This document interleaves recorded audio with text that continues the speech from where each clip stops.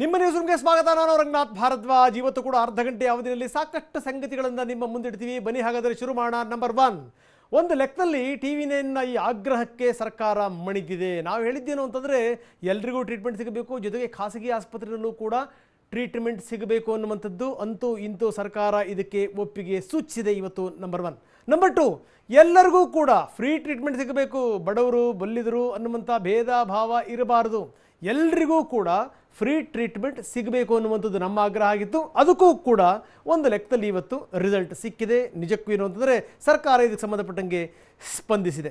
ಇದೆಲ್ಲದರ ಜೊತೆಗೆ ಮೂರನೇ ಸಂಗತಿ, ಬೆಂಗಳೂರು ಬಹಳ ಹುಷಾರಾಗಿರಬೇಕು. ಬೆಂಗಳೂರದು ಇವತ್ತು ದಾಖಲೆ.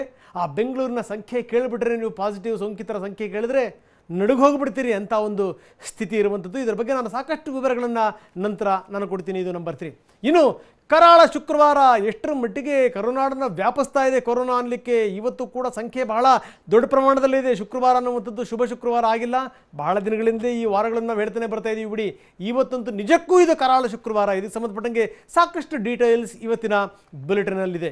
ಇನ್ನು ಚೀನಾ ವಿರುದ್ಧ ಎಷ್ಟರ ಮಟ್ಟಿಗೆ ಸೆಟೆದು ನಿಲ್ಲಬೇಕು, ಅದರ ಬಗ್ಗೆ ಸಾಕಷ್ಟು ಸಂಗತಿಗಳನ್ನು ಹೇಳಲೇಬೇಕು. Very important. ಇದೆಲ್ಲದರ ಜೊತೆಗೆ ಬನ್ನಿ, ಮೋದಿ ಅವರಿಗೆ ಮಾತಾಡ್ತಾ ಇದ್ದಾರೆ. ಅದರ ನೇರ ದೃಶ್ಯಾವಳಿಗಳನ್ನು ನಾವೀಗ ನೋಡೋಣ. और अपने मन की शांति के लिए भी योग करिए। साथियों, बीते 5 वर्षों में पूरा विश्व योग से जुड़ा है। योग ने पूरे विश्व को जोड़ा है।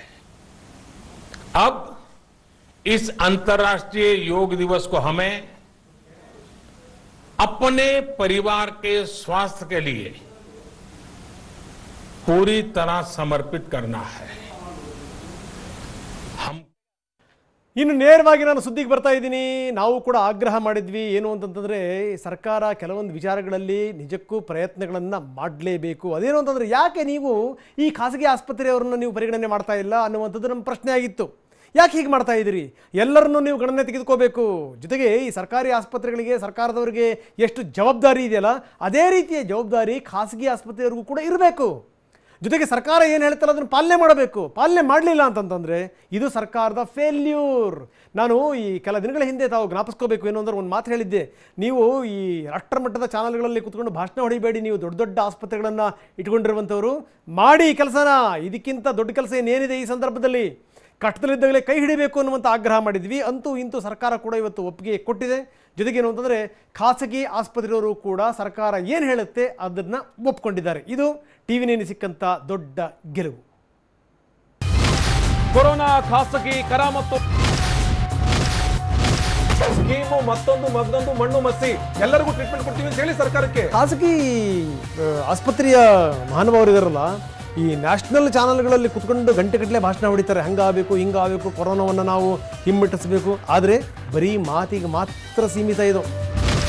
ಸರ್ಕಾರದ ಮನವಿಗೆ ಖಾಸಗಿ ಆಸ್ಪತ್ರೆಗಳು ಸೊಪ್ಪು ಹಾಕ್ತಾ ಇಲ್ಲ. ಇದು TV9ನ ಬಿಗ್ ಇಂಪ್ಯಾಕ್ಟ್. ಕಳೆದ 10 ದಿನಗಳಿಂದಲೂ ಕೂಡ TV9 ಇದಕ್ಕೆ ಸಂಬಂಧಪಟ್ಟಂತೆ ವರದಿಯನ್ನ ಪ್ರಕಟಿಸ್ತಾ ಇತ್ತು. ಒಂದು ದಿನ ಜನರಲ್ ವಾರ್ಡ್ನಲ್ಲಿ ಚಿಕಿತ್ಸೆಗೆ 5,200 ರೂಪಾಯಿ. ಒಂದು ದಿನ ಜನರಲ್ ವಾರ್ಡ್ನಲ್ಲಿ ವಿತ್ ಆಕ್ಸಿಜನ್ ಸಪೋರ್ಟ್ ನಿಮಗೆ ಬೇಕಾಯ್ತು ಅಂತ ಅಂದ್ರೆ 7,500 ರೂಪಾಯಿ. ಒಂದು ದಿನದ ಐಸೋಲೇಷನ್ ವಾರ್ಡ್ನ ಚಾರ್ಜ್ 8,500 ರೂಪಾಯಿ. ICU ವಿತ್ ಏನಾದ್ರೂ ವೆಂಟಿಲೇಟರ್ ಬೇಕಾದ್ರೆ 12,000 ರೂಪಾಯಿ ಅನ್ನೋದು ಗೊತ್ತಾಗ್ತದೆ. ಒಂದು ಖಾಸಗಿ ಕರಾಮತ್ತು, ಮತ್ತೊಂದ್ ಕಡೆ ಇವತ್ತು ಹುಷಾರ್ ಬೆಂಗಳೂರು. ಈ ತರನಾದಂತ ಬಹಳಷ್ಟು ಅಭಿಯಾನವನ್ನ TV9 ನಡೆಸಿದೆ.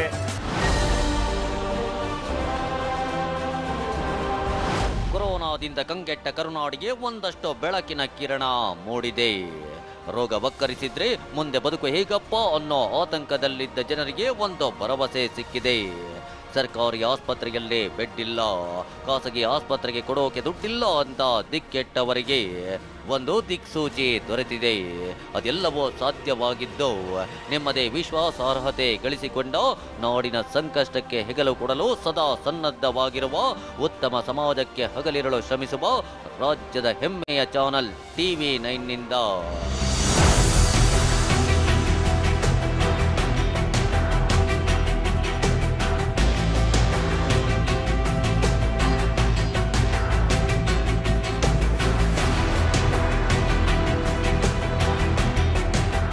ಒಂದು ಮಹದೋದ್ದೇಶ, ಒಂದು ಸಾರ್ಥಕ ಅಂತ್ಯ ಮತ್ತು ರಾಜ್ಯದ ಜನರಿಗೆ ಅನುಕೂಲ. ಇವೆಷ್ಟು ಆಗ್ಬೇಕು ಅಂತಾದ್ರೆ ಅಲ್ಲಿ TV9 ಬದಲಾವಣೆ ನೇತೃತ್ವವನ್ನ ಮುಂದಾಳಾಗಿ ವಹಿಸಿಕೊಂಡಿದೆ. ಕಳೆದ 14 ವರ್ಷಗಳಿಂದಲೂ ರಾಜ್ಯದ ಕಣ್ಣೀರು ಒರೆಸುವಲ್ಲಿ TV9 ಸದಾ ಒಂದು ಹೆಜ್ಜೆ ಮುಂದಿರುತ್ತೆ.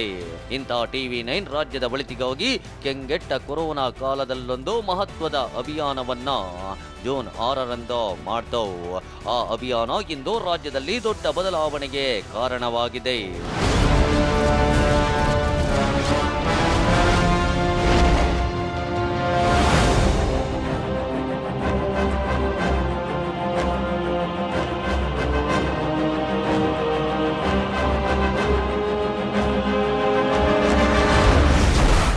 ರಾಜ್ಯದ ಜನರಿಗೆ ಮಾಡಿದ TV9 ಅಭಿಯಾನ ಸಾರ್ಥಕ.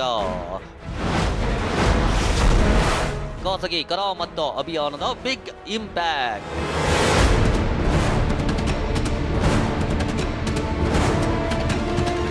ನಿಜ, ರಾಜ್ಯದಲ್ಲಿ ದಿನೇ ದಿನೇ ಕೊರೋನಾ ಸೋಂಕಿತರ ಸಂಖ್ಯೆ ಹೆಚ್ಚಾಗುತ್ತಲೇ ಇದೆ. ಅದರಲ್ಲೂ ಕಳೆದೊಂದು ವಾರದಿಂದ ಕೊರೋನಾ ಕರುನಾಡಲ್ಲಿ ಅಕ್ಷರಶಃ ಮೃತ್ಯು ಕೇಕೆಯನ್ನೇ ಹಾಕ್ತಾ ಇದೆ. ಹೀಗೆ ಆದರೆ ರಾಜ್ಯದ ಗತಿಯೇನು ಅನ್ನೋ ಆತಂಕ ನಮಗೂ ಶುರುವಾಯಿತು. ಕರುನಾಡು ಮುಂಬೈ ಆಗುತ್ತಾ ಅನ್ನೋ ಚರ್ಚೆ ನಮ್ಮಲ್ಲೇ ಶುರುವಾಯಿತು.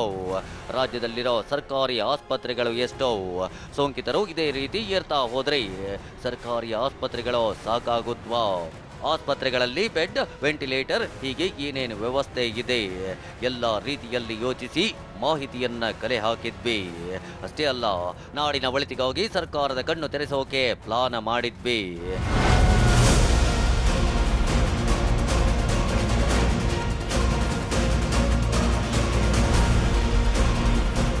ಬಳಿಕ ಕೊರೋನಾ ಸೋಂಕಿತರಿಗೆ ಖಾಸಗಿ ಆಸ್ಪತ್ರೆಯಲ್ಲೂ ಚಿಕಿತ್ಸೆ ನೀಡಬೇಕು ಅಂತ ಮೊದಲು ಧ್ವನಿ ಎತ್ತಿದ್ದೆ ನಿಮ್ಮ TV9.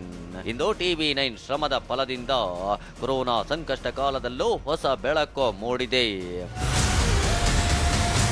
ಖಾಸಗಿ ಆಟವನ್ನ TV9 ಇಂಚಿಂಚು ಬಯಲು ಮಾಡ್ತಾ ಇದೆ. ಪ್ರೈವೇಟ್ ಹಾಸ್ಪಿಟಲ್ ಏನು ಉದ್ಭವ ಮೂರ್ತಿಗಳಲ್ವಲ್ಲ. 3.5 ಲಕ್ಷ ನೀವು ನೋಡಿ, 3.5 ಲಕ್ಷ. ಹೌದು, ಜೂನ್ 6ರಂದೇ ನಿಮ್ಮ TV9 ಖಾಸಗಿ ಕರಾಮತ್ತು ಅನ್ನೋ ಶೀರ್ಷಿಕೆಯಡಿಯಲ್ಲಿ ಖಾಸಗಿ ಆಸ್ಪತ್ರೆಗಳ ಒಕ್ಕೂಟದ ಅಧ್ಯಕ್ಷರು, ತಜ್ಞರು, ವೈದ್ಯರೊಂದಿಗೆ ಸುದೀರ್ಘವಾಗಿ ಚರ್ಚೆ ನಡೆಸಿತ್ತು. ಖಾಸಗಿ ಆಸ್ಪತ್ರೆ ಮತ್ತು ಸರ್ಕಾರದ ಮಧ್ಯೆ ದರ ಸಮರವನ್ನ ಎಳೆಯಾಗಿ TV9 ಬಿಚ್ಚಿಟ್ಟಿತ್ತು. ದರ ಸಮರದಿಂದ ಕೊರೋನಾ ಸೋಂಕಿತರು ಅದ್ಯಾವ ರೀತಿ ಸಂಕಷ್ಟ ಅನುಭವಿಸುತ್ತಿದ್ದಾರೆ ಅಂತ ಅವರ ನೋವನ್ನ ಬಿತ್ತರಿಸಿತ್ತು. ಅಷ್ಟೇ ಅಲ್ಲ, ಇಬ್ಬರ ಜಗಳದಲ್ಲಿ ಬಡ ರೋಗಿಗಳು ಸಾಯ್ಬೇಕಾ ಅಂತ TV9 ಸರ್ಕಾರಕ್ಕೆ ಖಡಕ್ ಆಗಿ ಪ್ರಶ್ನಿಸಿತ್ತು. ಖಾಸಗಿ ಆಸ್ಪತ್ರೆಗಳು ಸರ್ಕಾರ ಒಮ್ಮತದ ನಿರ್ಧಾರ ಮಾಡುವಂತೆ TV9 ಪದೇ ಪದೇ ಒತ್ತಾಯಿಸಿತ್ತು.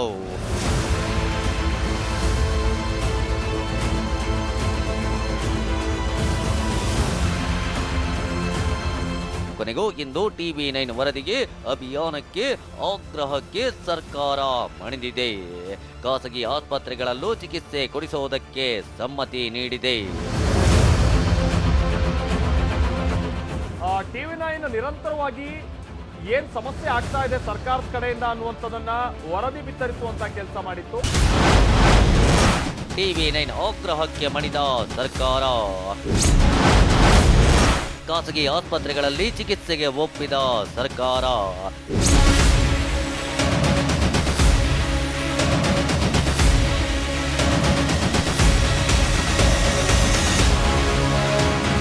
ನಿಜ, ನಾಡಿನ ಜನರ ಒಳಿತಿಗಾಗಿ TV9 ಮಾಡಿದ ಅಭಿಯಾನ ಇಂದ ಸಾರ್ಥಕವಾಗಿದೆ. ಯಾಕಂದ್ರೆ TV9 ಆಗ್ರಹಕ್ಕೆ ಸರ್ಕಾರ ಮಣಿದಿದ್ದು ಖಾಸಗಿ ಆಸ್ಪತ್ರೆಗಳಲ್ಲೂ ಚಿಕಿತ್ಸೆ ನೀಡಲು ಸರ್ಕಾರ ಸಮ್ಮತಿಸಿದೆ. ಅಷ್ಟೇ ಅಲ್ಲ, ಚಿಕಿತ್ಸೆಗೆ ಸರ್ಕಾರವೇ ದರ ನಿಗದಿ ಮಾಡಿದೆ. ಹಾಗಿದ್ರೆ ಖಾಸಗಿ ಆಸ್ಪತ್ರೆಗಳು ಚಿಕಿತ್ಸೆಗಾಗಿ ಕೇಳಿದ ದರ ಎಷ್ಟೋ? ಸದ್ಯ ಫಿಕ್ಸ್ ಆಗ್ತಿರೋ ದರ ಎಷ್ಟೋ? वो सबक सिखा कर गए। उनका ये शौर्य, ये बलिदान हमेशा हर भारतीय के मन में अमिट रहेगा।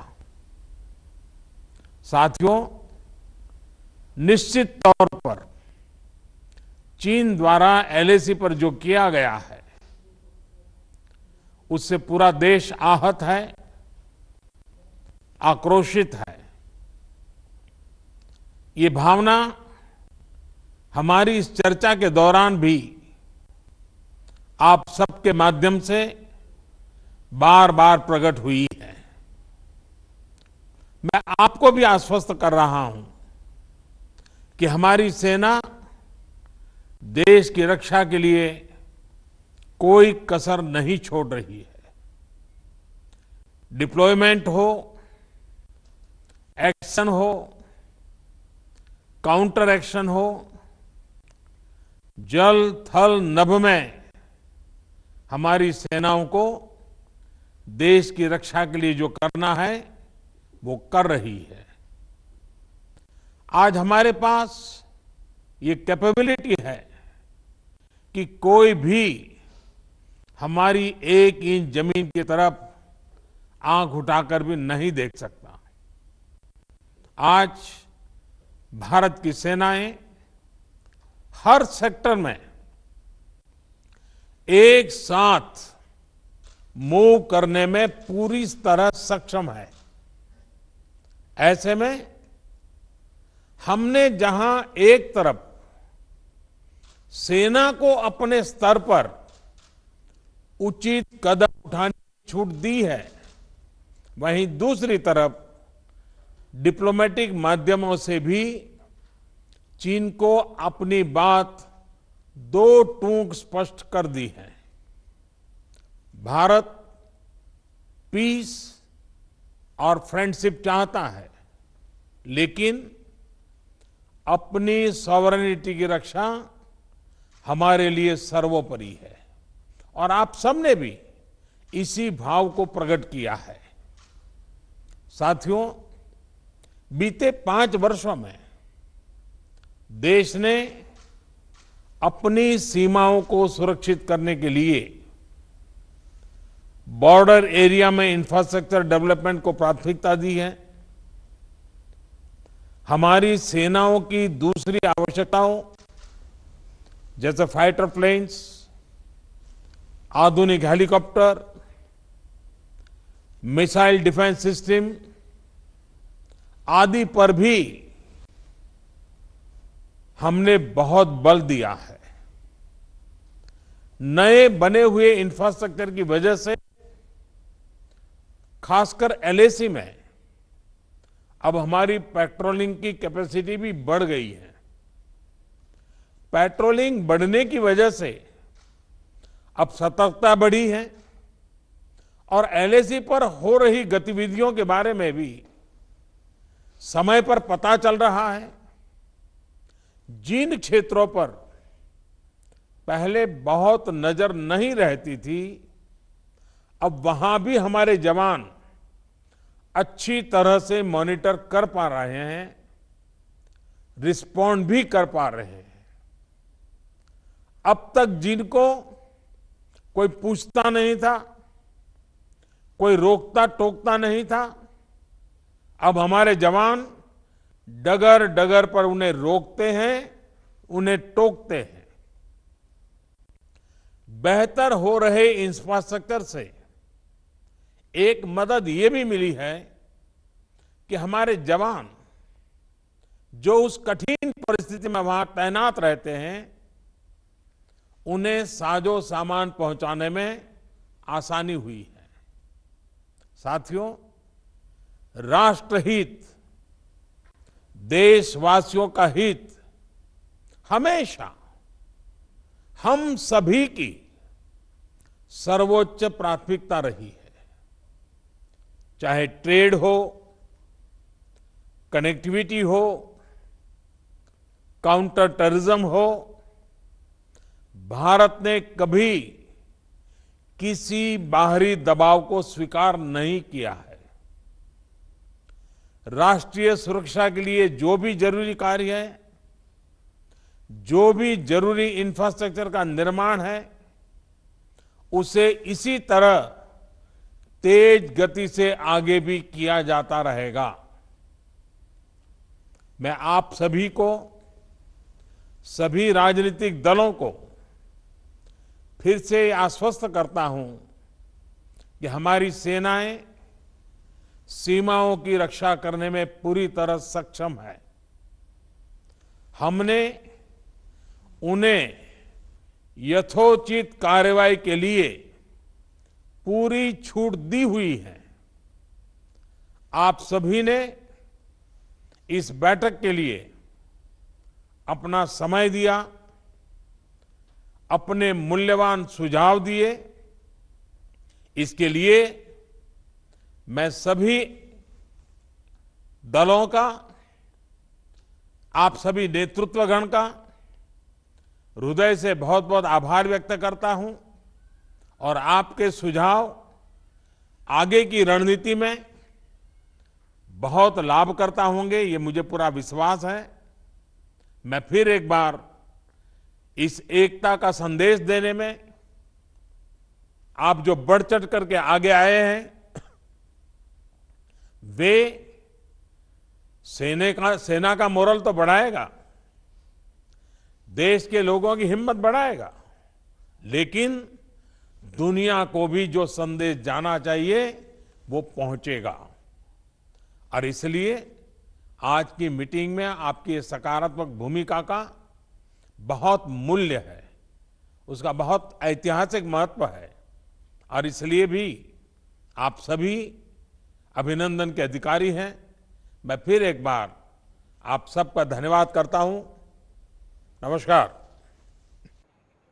ಪ್ರಧಾನಿ ಮೋದಿ ರಾಷ್ಟ್ರವನ್ನು ಉದ್ದೇಶಿಸಿ ಮಾತಾಡಿದ್ರು. ಇವತ್ತು ಸರ್ವಪಕ್ಷಗಳ ಸಭೆಯನ್ನು ಕೂಡ ಮೋದಿ ಕರೆದಿದ್ರು. ಅದರಲ್ಲಿ ಚರ್ಚೆ ಬಂದಂಥ ವಿಷಯಗಳನ್ನೆಲ್ಲ ಹೇಳಿದ್ರು. ನಮ್ಮ ಭೂಮಿಯ ಒಳಗಡೆ ಯಾರಾದರೂ ಕಾಲಿಟ್ಟರೆ ಹುಷಾರ್ ಅನ್ನುವಂಥ ಎಚ್ಚರಿಕೆಯನ್ನು ಮೋದಿ ರವಾನಿಸಿರುವಂಥದ್ದು ನಂಬರ್ 1. ಎರಡನೇದೇನು ಅಂತಂದರೆ, ನೀವು ಯಾವುದೇ ರೀತಿಯಲ್ಲಿ ನೀವು ಕಿತಾಪತಿ ಮಾಡಿದ್ರೂ ಕೂಡ ಅದನ್ನು ಎದುರಿಸಲಿಕ್ಕೆ ನಾವು ಸಜ್ಜಾಗಿದ್ದೀವಿ. ಅದು ನೆಲ, ಜಲ, ವಾಯು 3 ಕಡೆಯಿಂದಲೂ ಕೂಡ ನಾವು ಆಕ್ರಮಣಕ್ಕೆ ನಾವು ಸಜ್ಜಾಗಿದ್ದೀವಿ. ನಾವು ಬಹಳ ಹುಷಾರಾಗಿರಿ ಅನ್ನುವಂಥದ್ದು. ಇಲ್ಲಿ ತನಕ ನೀವೇನು ಮಾಡಿದ್ರೂ ಯಾರೂ ಕೇಳ್ತಿರಲಿಲ್ಲ, ನೀವೇ ಆಡಿದ್ದೇ ಆಟ ಹೂಡಿದ್ದೆ ಲಗ್ಗೆ ಅನ್ನುವಂಥ ಮಾತಿತ್ತು. ಆದರೆ ಈಗ ಹಾಗಿಲ್ಲ, ಪರಿಸ್ಥಿತಿ ಬದಲಾಗಿದೆ. ಎಲ್ಲವನ್ನೂ ಕೂಡ ಎದುರಿಸಲಿಕ್ಕೆ ನಾವು ಸಜ್ಜಾಗಿದ್ದೀವಿ. ಮೋದಿಯವರು ಹೇಳಿದಂಥ ಒಂದೇ ಮಾತು, ಎಲ್ಲದನ್ನೂ ಕೂಡ ಎದುರಿಸಲಿಕ್ಕೆ ನಾವು ಸಜ್ಜಾಗಿದ್ದೀವಿ. ಇದಕ್ಕೆ ಸಂಬಂಧಪಟ್ಟಂಗೆ ಸಂಪೂರ್ಣವಾದಂಥ ಅಧಿಕಾರವನ್ನು ನಾವು ಸೇನೆ ಕೊಟ್ಟಿದ್ದೀವಿ. ಸೇನೆಯವರು ಇದೆಲ್ಲದನ್ನು ಕೂಡ ನೋಡ್ಕೊಳ್ತಾರೆ. ಆದರೆ ಒಂದೊಂದು ತಿಳ್ಕೋಬೇಕು, ಭಾರತದ ಭೂಮಿಯನ್ನು ವಶಪಡಿಸ್ಕೋಬೇಕು ಅನ್ನುವಂಥ ನಿಟ್ಟಿನಲ್ಲಿ, ಭಾರತದವ್ರ ಮೇಲೆ ಏನಾದರೂ ಕೈ ಮಾಡುವಂಥ ನಿಟ್ಟಿನಲ್ಲಿ ನೀವೇನಾದರೂ ಹೆಜ್ಜೆ ಇಟ್ಟರೆ, ಹೆಜ್ಜೆ ಇಡೋದಕ್ಕಿಂತ ಮೊದಲು 10 ಬಾರಿ ಯೋಚನೆ ಮಾಡಬೇಕು. ನಿಮ್ಮನ್ನು ಯಾವುದೇ ಕಾರಣಕ್ಕೂ ನಾವು ಬಿಡುವಂಥ ಪ್ರಶ್ನೆ ಇಲ್ಲ. ಕಾಯ್ತಾ ಇದ್ದೀವಿ. ಸೂಕ್ತವಾದಂಥ ಸಂದರ್ಭದಲ್ಲಿ ನಿಮಗೆ ಸೂಕ್ತವಾದಂಥ ರೀತಿಯಲ್ಲಿ ನಾವು ಉತ್ತರ ಕೊಡ್ತೀವಿ ಎನ್ನುವಂಥದ್ದು. ನಮ್ಮ ಭೂಭಾಗವನ್ನು ಯಾರೂ ಆಕ್ರಮಿಸ್ಕೊಂಡಿಲ್ಲ, ಆಕ್ರಮಿಸ್ಕೊಳ್ಳೋಕ್ಕೆ ಬಿಡೋದೂ ಇಲ್ಲ ಅನ್ನುವಂಥ ಮಾತನ್ನು ಮೋದಿ ಹೇಳಿರುವಂಥದ್ದು. ನಾವು ಗಡಿ ಭಾಗದಲ್ಲಿ ನಮ್ಮ ಕಾಮಗಾರಿ ಏನಿದೆ ಆ ಕಾಮಗಾರಿಯನ್ನು ನಾವು ಕಂಟಿನ್ಯೂ ಮಾಡ್ತೀವಿ ಎನ್ನುವಂಥ ಮಾತನ್ನು ಕೂಡ ಮೋದಿಯವರು ಹೇಳಿದ್ದಾರೆ.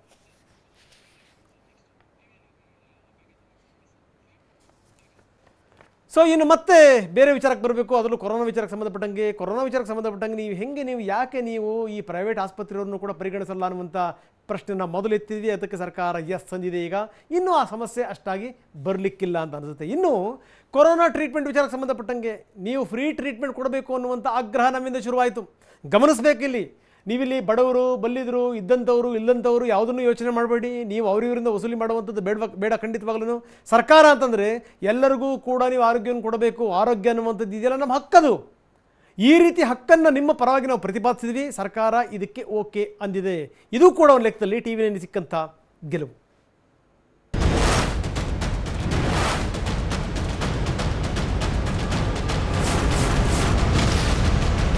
ಸರ್ಕಾರಕ್ಕೆ ಟಿವಿ9 ಮತ್ತೊಂದು ಆಗ್ರಹವನ್ನ ಮಾಡ್ತಾ ಇದೆ. ಆದ್ರೆ ದರ ನಿಗದಿ ಇದೆಯಲ್ಲ, ಇದು ಬಡವರಿಗೆ ಯಾವುದೇ ತರನಾಗಿ ಈ ದರ ಹೊರೆ ಆಗಬಾರ್ದು ಅನ್ನುವಂಥದ್ದು. APL ಕಾರ್ಡ್ ಹೋಲ್ಡರ್ಸ್ ಆಗಿರ್ಬೋದು, BPL ಕಾರ್ಡ್ ದಾರರಿಗೆ ವಿಮೆ ಅಡಿಯಲ್ಲಿ ಚಿಕಿತ್ಸೆ ಸಿಗಲೇಬೇಕು. ಸರ್ಕಾರದ ವಿಮಾ ಯೋಜನೆ ಅಡಿಯಲ್ಲಿ ಬರದೇ ಇರುವಂತ ಒಬ್ಬ ಬಡವನಿಗೆ ಈ ಚಿಕಿತ್ಸಾ ವೆಚ್ಚವನ್ನು ಕೂಡ ಭರಿಸುವಂತ ನಿಟ್ಟಿನಲ್ಲಿ ಕೆಲಸ ಮಾಡಬೇಕಿದೆ. ಪ್ರೈವೇಟ್ ಹಾಸ್ಪಿಟಲ್ ನಲ್ಲಿ ಚಿಕಿತ್ಸೆ ಪಡೆದುಕೊಂಡ್ರು ಕೂಡ ಈ ದರವನ್ನ ಸರ್ಕಾರನೇ ಭರಿಸುತ್ತೆ, ಅವ್ರು ಭರಿಸಬೇಕಂತ ಅನಿವಾರ್ಯತೆ ಇಲ್ಲ. ಸರ್ಕಾರನೇ ಭರಿಸುವಂತ ಕೆಲಸ ಮಾಡಿದ್ವಿ. ಟಿವಿ9 ಬಹುದೊಡ್ಡ ಅಭಿಯಾನ ಸಾರ್ಥಕತೆಯತ್ತ ಮುನ್ನುಗ್ತಿದೆ. ದಿಕ್ಕೆಟ್ಟ ಕೊರೋನಾ ಕಾಲದಲ್ಲಿ ನೊಂದವರ ಕೈ ಹಿಡಿತಾ ಇದೆ.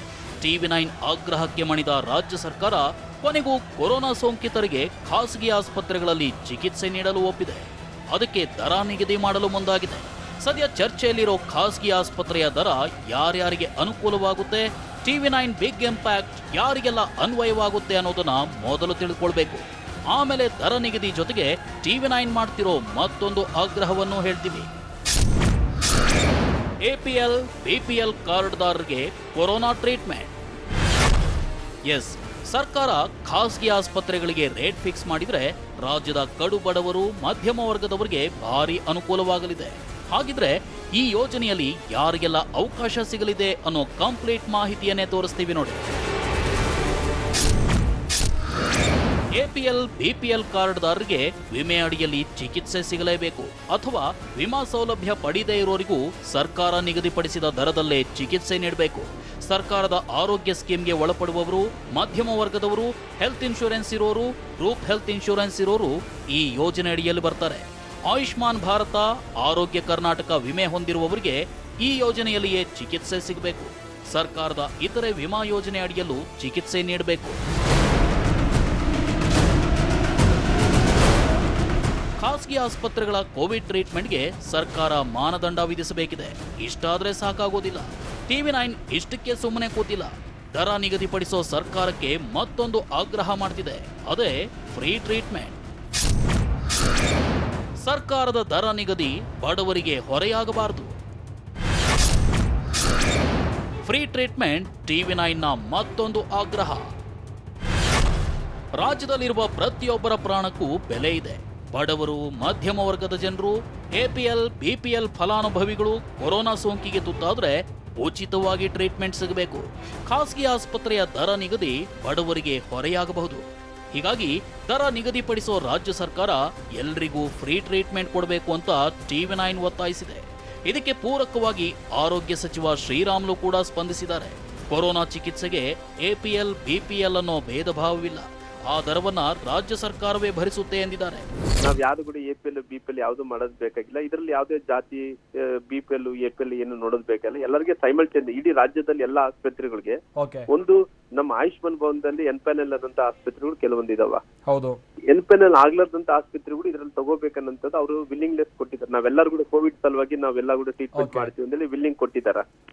ಹಂಗಾಗಿ ಎಲ್ಲಾ ರೀತಿಯಲ್ಲಿ ಕೂಡ ನಾವು ತಗೊಂಡು ವ್ಯವಸ್ಥೆ ಮಾಡಂತ ಕೆಲಸ ಮಾಡಿಕೊಡ್ತೀವಿ. ಎಪಿಎಲ್ ಬಿಪಿಎಲ್ ಎಪಿಎಲ್ ಇಲ್ಲಿದ್ದಂತವ್ರು ಕೂಡ ಅನ್ವಯ ಆಗುತ್ತೆ.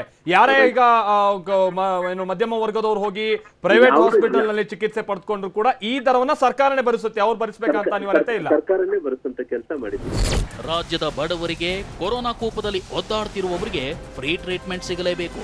ಇಷ್ಟು ದಿನ ರಾಜಕಾರಣ ಮಾಡಿದ್ದಾಗಿದೆ. ಜನನಾಯಕರಿಗೆ ರಾಜಕೀಯ ಮಾಡೋ ಟೈಮ್ ಇದಲ್ಲ.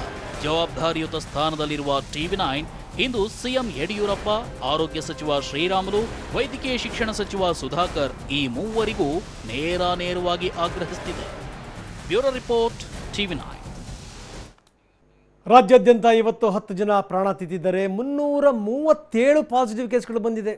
ರಾಜ್ಯಾದ್ಯಂತ ಸ್ಥಿತಿಗತಿಗಳು ನೋಡಿ ಹೆಂಗಿದೆ ಅಂತ. ಇನ್ನು ಬೆಂಗಳೂರಿನಲ್ಲಿ 138 ಪಾಸಿಟಿವ್ ಕೇಸ್ಗಳು. ಸತ್ತಿರುವಂಥ 10 ಜನ ಇದಾರಲ್ಲ, ಅದರಲ್ಲಿ 7 ಮಂದಿ ಬೆಂಗಳೂರಿನವರು. ಎಷ್ಟರ ಮಟ್ಟಿಗೆ ಕೊರೋನಾ ವ್ಯಾಪಿಸ್ತಾ ಇದೆ, ನಿಜಕ್ಕೂ ಭಯಾನಕ ಅಂತ ಅನಿಸುತ್ತೆ ನಮಗೆಲ್ಲ.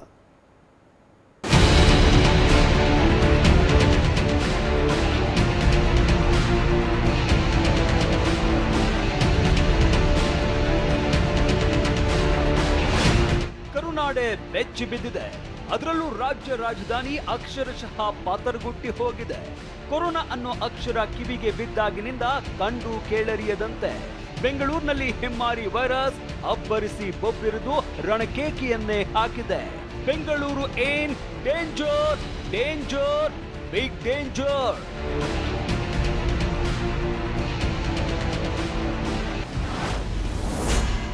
ರಾಜ್ಯದಲ್ಲಿಂದು ಬರೋಬ್ಬರಿ 337 ಪಾಸಿಟಿವ್ ಕೇಸ್. ಬೆಂಗಳೂರಲ್ಲಿ 7 ಮಂದಿ ಬಲಿ, 138 ಪಾಸಿಟಿವ್.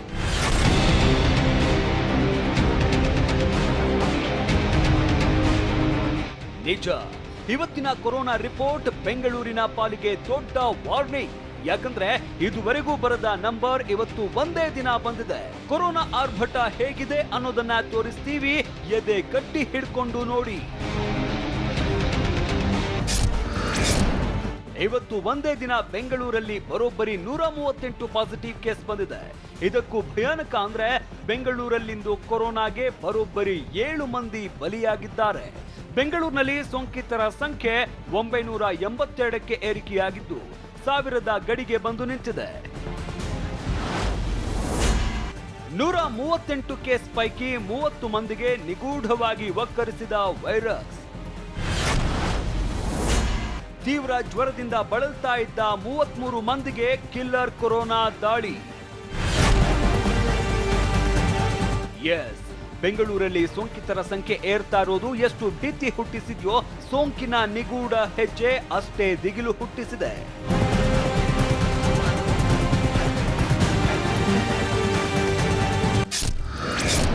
ಇಂದಿನ ಬೆಂಗಳೂರಿನ ಸೋಂಕಿತರ ಲಿಸ್ಟ್ನಲ್ಲಿ ಸೋಂಕಿನ ಮೂಲ ಗೊತ್ತಾಗದೆ ಇರೋರ ಸಂಖ್ಯೆ ಬರೋಬ್ಬರಿ 30 ಇದೆ.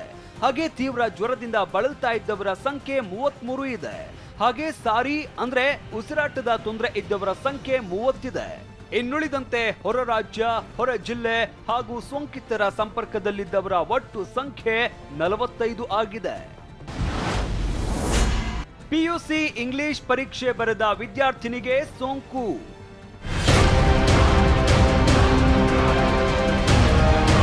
ಒಂದ್ ಕಡೆ ಸೋಂಕಿನ ಮೂಲವೇ ಗೊತ್ತಾಗದೆ ಒದ್ದಾಡ್ತಾ ಇರುವಾಗಲೇ ಬೆಂಗಳೂರನ್ನೇ ಈ ವಿಚಾರ ಬೆಚ್ಚಿ ಬೀಳಿಸಿದೆ.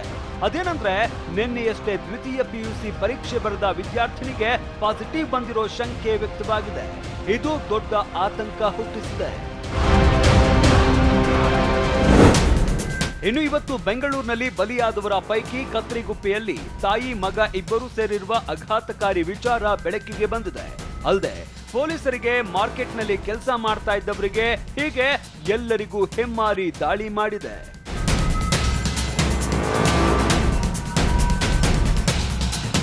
ಇನ್ನುಳಿದಂತೆ ರಾಜ್ಯದ 23 ಜಿಲ್ಲೆಗಳ ಮೇಲೆ ಸವಾರಿ ಮಾಡಿರುವ ಸೋಂಕು ಬರೋಬ್ಬರಿ 337 ಜನರಿಗೆ ಒಕ್ಕರಿಸಿದೆ. ಆ ಮೂಲಕ ರಾಜ್ಯದಲ್ಲಿ ಸೋಂಕಿತರ ಸಂಖ್ಯೆ 8,000 ಗಡಿ ದಾಟಿದೆ. ಒಟ್ನಲ್ಲಿ ಕಿಲ್ಲರ್ ಕೊರೋನಾ ರಾಜಧಾನಿ ಬೆಂಗಳೂರಿಗೆ ದೊಡ್ಡ ಗಂಡಾಂತರವನ್ನೇ ತಂದಿದೆ. Bureau report, TV9. ನಿರಂತರ ಸುದ್ದಿಗಾಗಿ ನೋಡ್ತಾ ಇರಿ TV9.